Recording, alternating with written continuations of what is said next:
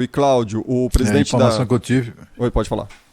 A informação que eu tive, Cris, é que o PSD, né, o Partido Social Democrata de Gilberto Kassab, já abriu o procedimento de expulsão da deputada.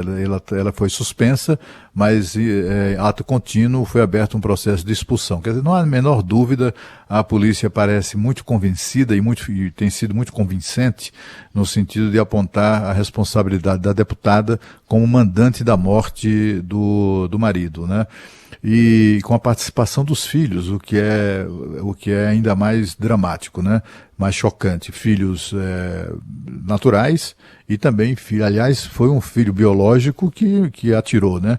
E também de filhos de criação. Esse casal se notabilizou e por isso ela acabou eleita, né?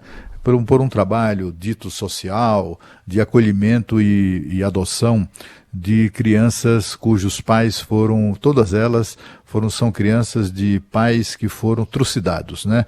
Que morreram numa situação de execução de bandidos, briga de gangues, são crianças, portanto, que foram acolhidas já com esse trauma, né? Levando para a nova família esse trauma. E aí chega na família e encontra alguém, né? Desse nível, desse naipe, né, da deputada, que eu fico imaginando que tipo de criação ela não deve ter imposto a essas crianças. Para quem não é tão ingênuo quanto eu, né, pessoas assim já me advertiram que esse tipo de iniciativa de adoção de crianças, etc., nessas circunstâncias, rende uma grana, uma mesada paga pelo governo. Quer dizer, o governo remunera o casal, a família que adotar crianças em situação de extrema pobreza, em situação de risco. Portanto, isso não tem nada a ver com convicções religiosas, ou tem muito pouco a ver com como é que eu diria, com o espírito cristão, etc., do casal. Muito pelo contrário, né? Uma mulher que junta os filhos, que faz com que os filhos executem um plano para assassinar o próprio pai. Enfim, não estamos falando aí, aí não tem Deus, não tem Jesus, não tem caridade cristã, né? Aí não tem amor, não tem nada. O que tem aí é puro banditismo, né? Agora, cabe a gente aqui analisar também esse absurdo, que é um desses absurdos que precisam ser removidos da legislação, que é o que protege a deputada da prisão.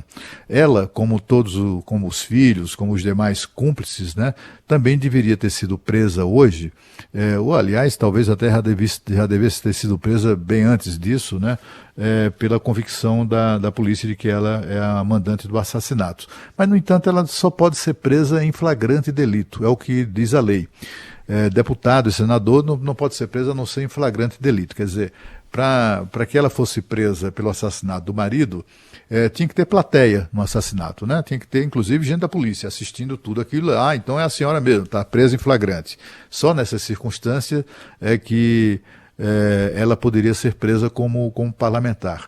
Em qualquer lugar decente do mundo, em qualquer democracia decente, né, sobretudo no Ocidente, as democracias formais que nós conhecemos, né, isso não existe, absolutamente não existe. Se o sujeito é acusado de um crime, é suspeito de um crime, se há razões para que ele venha a ser preso, não é? Isso não há nada que o proteja disso, né? Os parlamentares no Brasil, ao contrário, criaram essa lei. Antigamente eles não podiam ser nem sequer processados. Hoje eles já são processados. Se forem condenados, inclusive à prisão, já vão presos. Mas houve um tempo no Brasil, e não faz muito, isso não é nada do século antepassado, né? Foi até há poucos anos atrás, vigia no Brasil uma legislação em que o parlamentar nem sequer era processado.